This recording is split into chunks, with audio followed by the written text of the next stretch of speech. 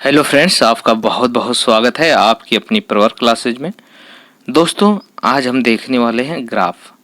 UP triple SC PET में 10 प्रश्न graph से आते हैं और 10 प्रश्न तालिका से आते हैं।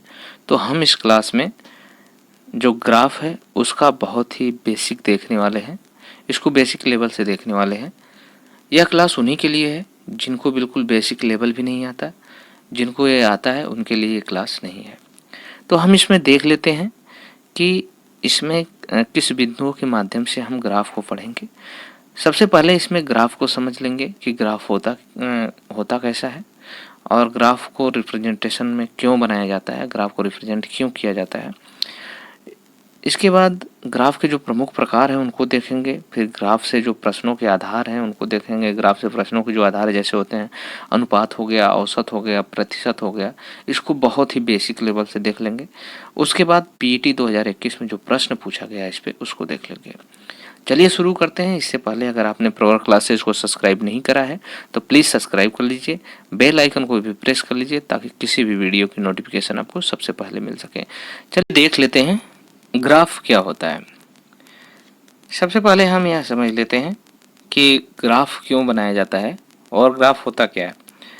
जैसे किसी की वृद्धि की या किसी की हानि या किसी का लाभ को लाइन द्वारा रिप्रेजेंट करने के लिए या किसी बार द्वारा रिप्रेजेंट करने के लिए, या कहा जाए तो एक्स और वाई एक्सिस में रिप्रेजेंट करने का जो चित्रित तरीका है उसी को हम ग्राफ कहेंगे। जैसे किसी की वृद्धि को हम ऐसे दर्शा दें तो ये हो गया ग्राफ। चलिए हम इसको बारीकी से बहुत विस्तार पूर्वक समझेंगे। देख लेते हैं ग्राफ पहला किस प्रकार का होता है। पहले बार ग्राफ होता है, इसके बाद दूसरा जो टाइप है इसका लाइन ग्राफ होता है, तीसरा टाइप जो आपका इसका है वो है पाई ग्राफ। 3 तरीके के होते हैं, बार ग्राफ, लाइन ग्राफ और पाई ग्राफ। इसको विस्तार पूर्वक समझ लेते हैं। पहले बार ग्राफ को देखते हैं कि बार ग्राफ किसे कहते हैं। जैसा कि आप देख पा रहे होंगे ग्राफ, इसे समझ पा रहे होंगे कि इसे बार ग्राफ कहते हैं। बार ग्राफ इसे इसलिए कहते हैं क्योंकि ये जो स्लैब बना है ये कोई भी, तो इस जैसे स्टील का स्लैब हो या वुड का स्लैब हो, किसी का हो, तो उसे बार कहते हैं, इसलिए इस ग्राफ को बार ग्राफ कहते हैं। जैसे इसमें 2 सीरीज दर्शाई गई है, सीरीज फर्स्ट, सीरीज सेकेंड। तो इसमें मान लीजिए कि पहले में अगर किसी का नाम दिया गया है, जैसे मान लीजिए किसी को पहले स्लैब में हमें आम दिया गया है, दूसरे में अमरूद, दूसरा जो है अमरूद दे दिया गया। फिर इसमें कैटेगरी 1 का मतलब है कि ईयर 1, ईयर 2, ईयर 3, हमें ऐसा अगर मान लो प्रश्न में लिखा है इस तरह से। जैसे कि जो बेस है वो है कि मतलब कि बेस क्या है, जैसे कि इसमें ईयर बेस बना दिया गया, यह जो है आम और अमरूद बनाया गया है। इसमें क्या है कि मान लीजिए कि कितने क्विंटल में उत्पादन हुआ उसे दर्शा दिया गया। तो इस तरह से आप देख पा रहे होंगे कि सारे आंकड़े इस तरह से दिए हैं। जैसे इसमें देख पा रहे होंगे तो इसमें जो है आम का उत्पादन दूसरे साल में 2.5 रहा। अगर ऐसे आंकड़े हों कि जो ये पूरे तरीके से नहीं छूते हैं या स्पष्ट नहीं है तो उनके पीक पॉइंट पे अवश्य दिया होगा कि वो कितना है। तो इस तरह से किसी के बढ़त या किसी के घटोत्तरी को जितना दर्शाया जाता है तो इसे बार ग्राफ द्वारा रिप्रेजेंट किया जा सकता है। इस तरह से है, तो इसे बार ग्राफ कहते हैं। चलिए अगला देख लेते हैं, यह होता है लाइन ग्राफ।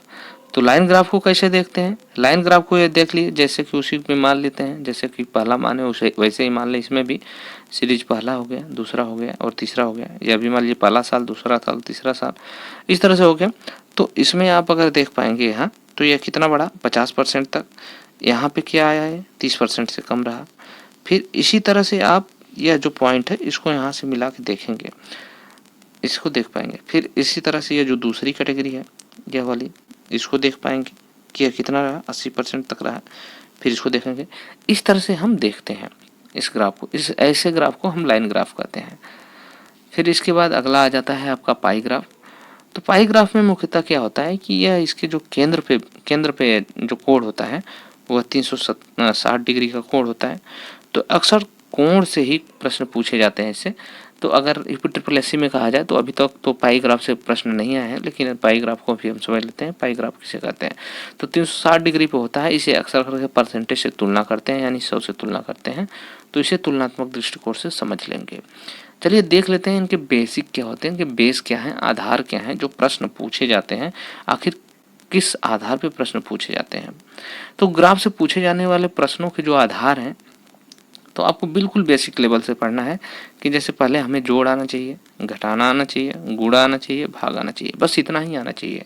अगर आप इतना जान रहे हैं तो आप ग्राफ को लगा पाएंगे बेहतर तरीके से। तो ये तो हर कोई जानता है, सबको आता है इतना। फिर इसके बाद इसमें क्या ज्ञात करना होता है, पहला कि कौन किससे कम है या अधिक है, तो इसे जोड़ घटाना के माध्यम से लगा लेंगे। फिर उसके बाद अनुपात ज्ञात करना, किसी का अनुपात ज्ञात करना। फिर उसके बाद औसत ज्ञात करना होता है, प्रतिशत ज्ञात करना होता है, किससे अधिक प्रतिशत है या कम प्रतिशत है उसे ज्ञात करना है। तो यह तो कम अधिक ज्ञात करना है, इसे तो जोड़ घटाने से लगा देंगे, तो इसको तो नहीं देखेंगे। बाकी जो औसत और अनुपात, प्रतिशत या प्रतिशत अधिक कम को, इसको विस्तार पूर्वक देख लेते हैं ताकि आगे हम प्रश्न को बना पाए। चलिए देख लेते हैं। अनुपात, अनुपात क्या होता है? अनुपात क्या होता है कि जैसे दो आंकड़े हैं, जैसे कि किसी के पास के दो आंकड़े हैं, जैसे कि मान लीजिए कि ये मिस्टर एक्स के आंकड़े हैं, ये वाई के। जैसे मान लीजिए इनके पास 20 है, इनके पास 50 है। अब दोनों का अनुपात की बात करें तो इनके पास कम है, इनके पास अधिक है। तो अनुपात का मतलब कि इसे छोटा करके या एक दोनों का तुलनात्मक तरीका या तुलनात्मक अध्ययन ही क्या होता है, अनुपात होता है। जैसे कि इनके पास कोई भी चीज़ें 20 है, जैसे मान लीजिए इनके पास 20 पेंसिल है, इनके पास 50 है।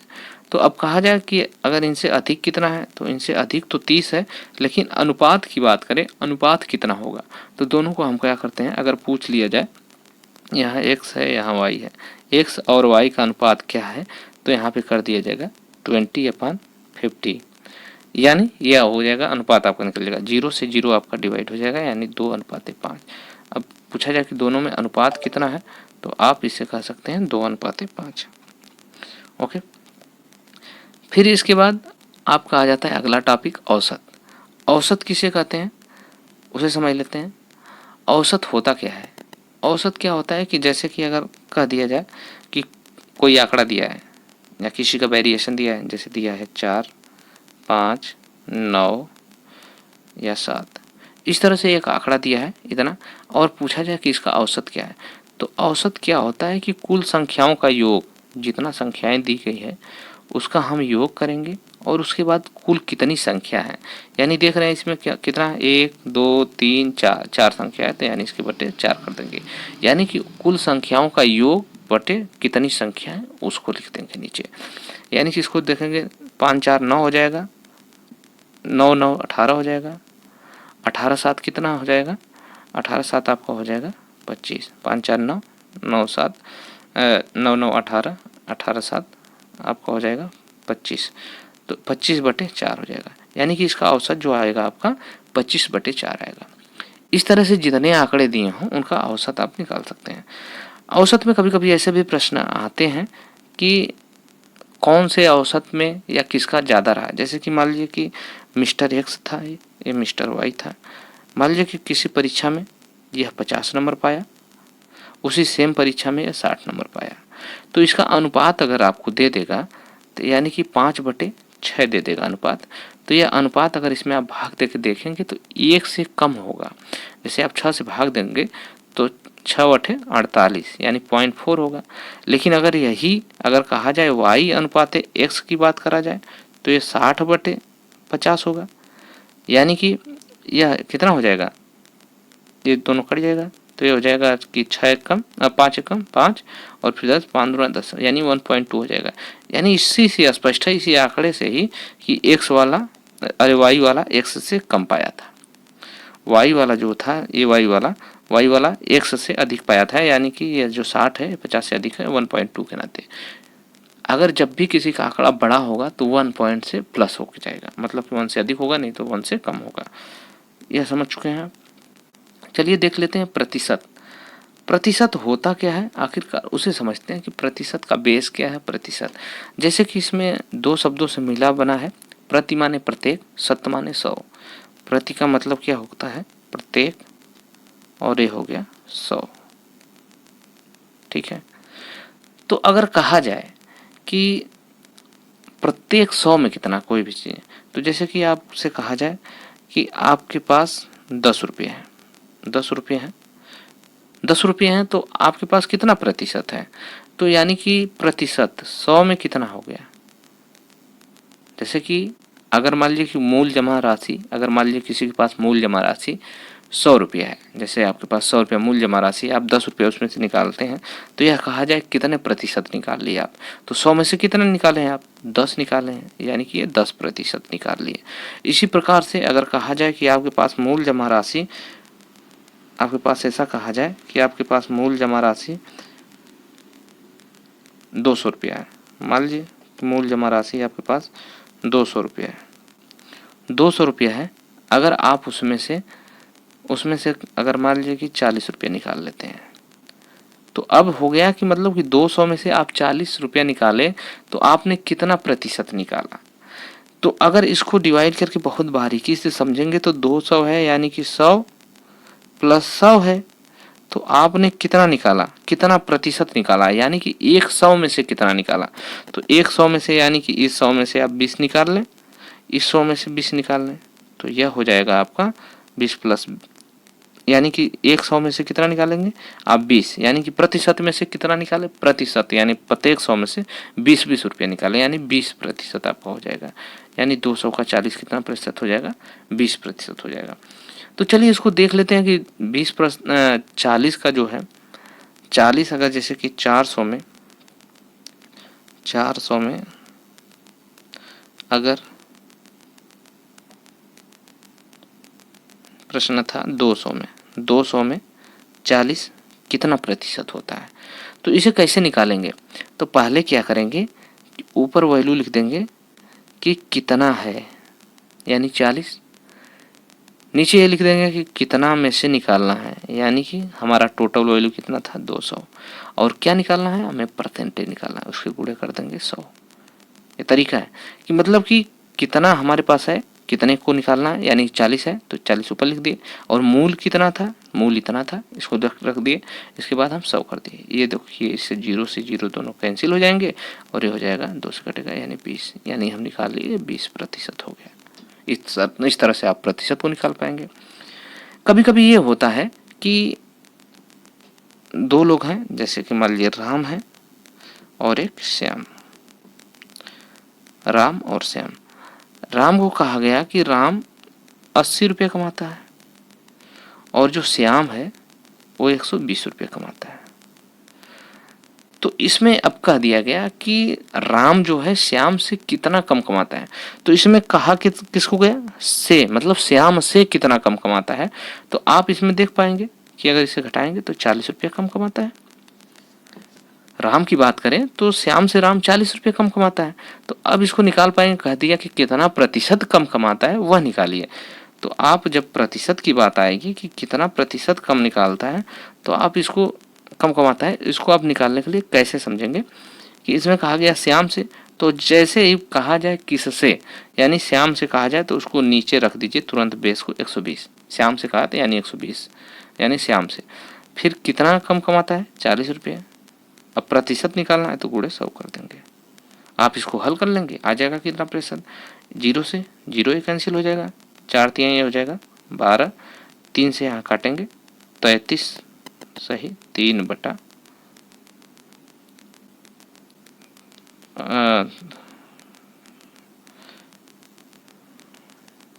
यह 33 सही 3/33 आ जाएगा, यानी कि यह 100/3 आ रहा है। तो इस 33.33 भी आ सकता है, लिख सकते हैं।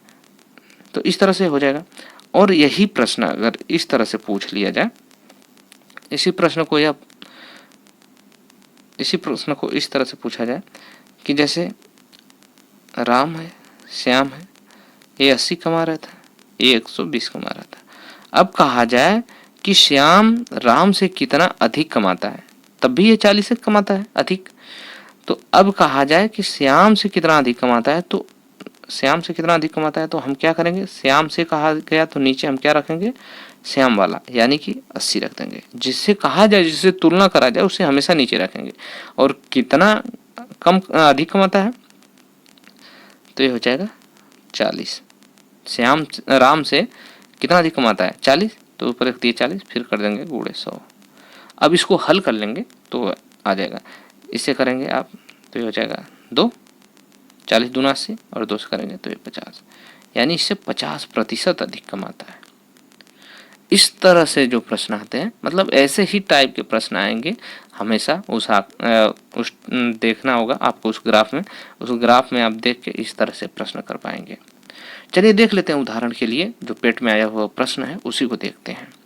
यह प्रश्न है, पहले ध्यान से देखिए। इसमें लिखा गया है ग्राफ में एक परीक्षा में सात छात्रों के इतिहास भूगोल के अंकों का अनुपात दर्शाया गया है। प्रश्न को समझने की जरूरत है। इसमें कहा गया है कि भूगोल और इतिहास, पहले क्या लिखा गया है, पहले लिखा गया है इतिहास यानी हिस्ट्री, कहा जाए हिस्ट्री, इतिहास को एस से डिनोट कर देते हैं और भूगोल को ज्योग्राफी यानी जी से, यानी H/G का अनुपात दर्शाया गया है। ठीक है। इसमें कहा गया है कि कितने छात्रों ने भूगोल की अपेक्षा इतिहास में ज्यादा अंक अर्जित किए। पहला प्रश्न इस तरह से है। तो यह देख लिया आंकड़ा कि जैसे छात्र 1 है, 2 है, 3 है, 4 है, 5, 6, 7 है, और यह जो है आपका रेशियो है। तो रेशियो को देखिए, यहाँ से बताया गया है कि यह टेबल है या उस तरह से, लेकिन यह पॉइंट में बता दिया गया है कि किसका कितना है, किस पे कितना पॉइंट है। तो यह पूरा तरीके से स्पष्ट हो गया है। तो इसमें पूरा पॉइंट बता दिया गया है। तो देख लेते हैं कि कितने छात्रों ने भूगोल की अपेक्षा इतिहास में ज़्यादा अंक अर्जित किए। तो भूगोल की अपेक्षा भूगोल नीचे है, इतिहास अधिक है। तो इतिहास में ज़्यादा अंक अर्जित अगर करेगा कोई भी, जैसे मान लीजिए इतिहास में अगर कोई पाता है, इतिहास में अगर मान लीजिए कि 7 नंबर पाता है कोई और भूगोल में 6 नंबर पाता है, यानी कि अधिक हो गया। तो यह क्या होगा, अक्सर 1 पॉइंट करके होगा, यानी कि 1 पॉइंट से अधिक होगा, नहीं तो क्या होता 1 पॉइंट से कम होता। तो इसमें सबसे आसान तरीका यही है कि देख लेंगे कि 1 पॉइंट प्लस कितने लोगों ने पाया है।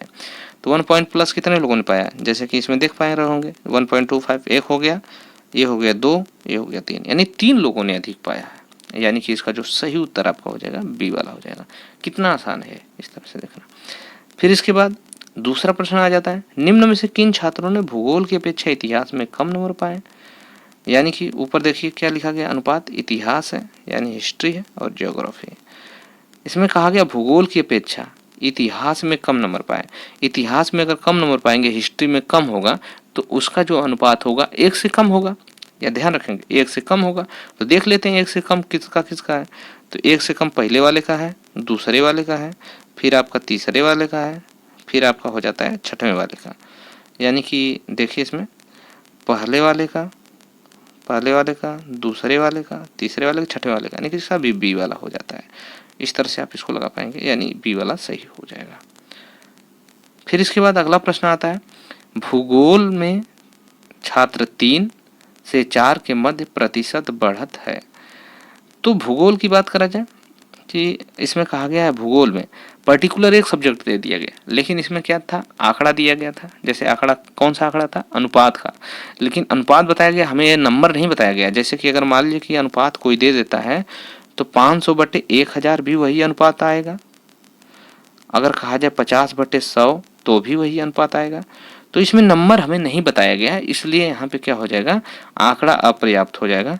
तो ये इसमें हम क्या करेंगे, आंकड़ा अपर्याप्त वाले के साथ जाएंगे, यानी इसका डी वाला सही होगा। इसके बाद आपका आ जाता है चौथा प्रश्न, इतिहास भूगोल। देखिए इतिहास भूगोल के अधिकतम अनुपात और न्यूनतम अनुपात का अंतर है। इसमें इतिहास भूगोल का जो अनुपात ही दिया है, इसमें कह रहा है कि अधिकतम क्या है और न्यूनतम क्या है, दोनों का अंतर ढूंढ लीजिए। तो अधिकतम आप ग्राफ में देखिए या देख पा रहे होंगे कि अधिकतम हो गया 1.55, न्यूनतम आपका देख लीजिए जो सबसे नीचे हो, सबसे नीचे वाला ये है 0.35। तो इसको देख लीजिए अंतर कितना है, 1.55, इसको माइनस कर देते हैं 0.35। तो इसको घटा के देख लीजिए कितना आ रहा है।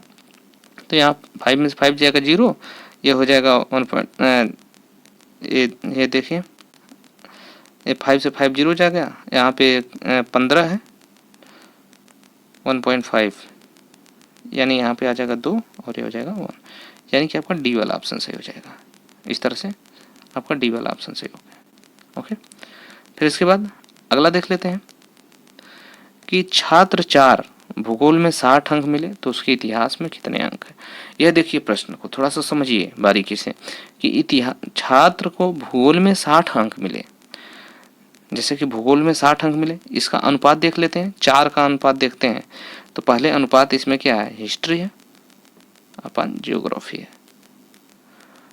तो इसमें कह रहा है कि कितना पाया है ये, या भूगोल में पाया है 60 अंक, भूगोल में आपका हो गया 60 अंक। इसके बाद कह रहा है कि उसके इतिहास में कितने अंक आए, यानी हिस्ट्री में कितने अंक आए। लेकिन यह अनुपात जो है यहाँ पे दर्शाया गया, अनुपात कितना है, 4 वाले का देखना है छात्र का, छात्र 4 का अनुपात जो है यह है 1.25 यह अनुपात। तो 1.25 को अगर हम भिन्न में बदल लें, जैसे 1.25 दिया है तो 1.25 को अगर हम भिन्न में बदलते हैं तो 1.25 आ जाता है कि 1.25 इसको भिन्न में बदलेंगे तो बट्टे हो जाता है, दशमलव हटाएंगे तो नीचे 100 लगा देंगे। यानी कि जब अगर ये 100 पाएगा ज्योग्राफी में तो 125 से पाएगा, तो अगर ये ज्योग्राफी में 60 पाता है तो ये कितना पाएगा, तो यही आंकड़ा होगा। इसके बाद इसमें हम क्या करेंगे, लगा लेंगे इस तरह से। इसको अगर हल करेंगे, चलिए हल करके देख लेते हैं। चलिए इसको मिटा देते हैं थोड़ा। ये समझ पाए हैं कि आपको अगर इसको भिन्न में बदलेंगे तो 125/5, यानी इसका अनुपात को अगर इसको काट देंगे 25 से तो 25/125, यानी ये हो जाएगा 5:4, यह अनुपात आ गया। अब देखिए लगा लेते हैं थोड़ा सा अच्छे से। जैसा कि आप समझ पाए होंगे कि इसमें यह अनुपात को हमने निकाल लिया है 5:4, 5:4 है। यहाँ पे क्या हो गया, ऊपर हिस्ट्री है, नीचे ज्योग्राफी है। ज्योग्राफी में हमें बता दिया गया 60। अगर 4 का मान जो है, अनुपात 4 का मान अगर 60 है, अगर कोई 4 वैल्यू है उसका मतलब है 60, तो 5 वैल्यू होगी तो उसका कितना मतलब हो गया, तो 4 से भाग देंगे, 15 चौके 60, तो 60 हो गया। तो यानी कि जो 5 वैल्यू होगी उसका क्या मतलब हो जाएगा, 15×5 = 75। आप उसको गुणा करके भी लगा सकते हैं, तो आपका यहाँ आ जाएगा। इस तरह से जो आपका सही उत्तर होगा इसका 5वें वाले का, ये हो जाएगा सी वाला 75। चलिए इसको दूसरे तरीके से भी लगा लेते हैं। इसमें जैसा कि दिया गया है इतिहास और भूगोल यानी हिस्ट्री और ज्योग्राफी का जो अनुपात है वह दर्शाया गया है। चौथे स्टूडेंट की बात कर रहा है, छात्र 4, इसका है 1.25। तो मान लीजिए इसमें क्या कहा गया है, ज्योग्राफी में 60 अंक पाता है, 60 तो लिख दिए, लेकिन हमें हिस्ट्री में नहीं पता है कि वो कितना पाया है, तो इसको x मान लेते हैं और इसके बराबर कितना हो जाता है, 1.25 है। चलिए तो 1.25, अब इसको हल कर लेते हैं। अब इसको लिखेंगे x/60,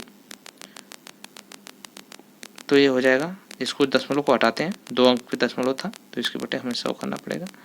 5 से इसको काट ले, 25 से इसको काटते हैं, 25×5 = 125 हो जाएगा, 25 चौके 100 हो जाएगा।